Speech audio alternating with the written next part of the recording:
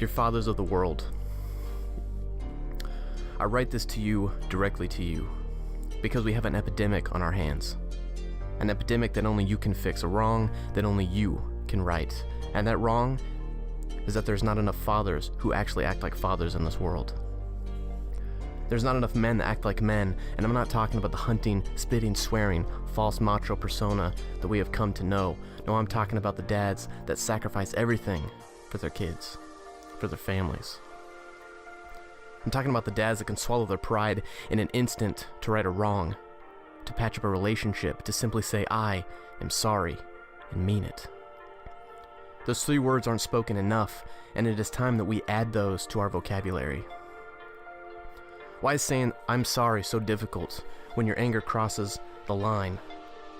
To hurl insults, to conjure a tear from your kid out of fear. Why is saying, I'm sorry, and meaning it so hard? That needs to change, because guess what? The kids of this world, they need their dads. They need their dads to care a little bit more. They need their dads to care enough to make a sacrifice. A daily sacrifice if need be. No, a daily sacrifice it should be. But I'm going to clue you in on a little secret. Being a father is never actually a sacrifice.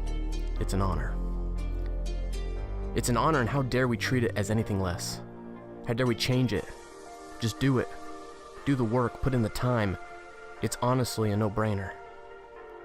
But the truth is, when you replace your brain with drugs and booze and women, and that things have to be all about you, man, the kids lose. And when the kids lose, no one's a winner, especially not you. It's time to put up the false bravado. I mean, what's the point of getting ripped or gym memberships or CrossFit when at the end of the day, you're not even strong enough to protect your kids from you? So what if you can throw me across the room? Because when they look at you, they don't see their father or a future. They only see their doom. Man, it's time to grow up. It's time to give your kid a hug, a break, a legacy that they don't want to shake, something, instead of black eyes, bloody noses, and bruised egos. And another thing, it's time to clean up your language. Your words hurt and you know it, but your kids can't show it, because if they do, round 2. And this time it's worse.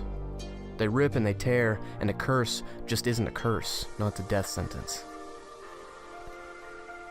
And life's hard enough, don't you know that? Or do you? Inflict pain on your kids because your dads used to beat you. And here we go, around the cycle again, but you can't find your way out because you're drunk and it's 10 a.m. on the dot and it's 20 years later. Your kids here, they are not. You haven't spoken in years. And that's not really a shock, because what's more one excuse to take around the block? But I don't want to leave things in the negative, and I don't want to be petty. But our society has got enough victims already. So here it goes. If you've heard the words that I've spoken and thought, is it true? This advice is for you. Get on some shoes and start moving. Put one foot in front of the next, and decide for maybe the first time that for your kids you want the best.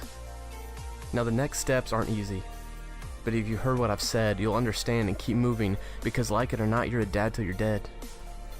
But you can't fix yourself alone. Now that would be crazy, because that list up above, that's the hole that you dug. It's filled with problems and shortcomings and selfishness and drugs, and those take a toll on the man that you are.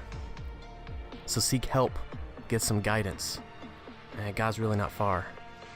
It says in the great book that He gives rest for the weary. He can clear out your skies so that you can see clearly. And your kids get a dad. In the end, that's a win. No son or daughter should have to pay for their old man's sin. Replace hate with love. Just give it a chance. Man, the world needs more fathers that aren't only good with their hands.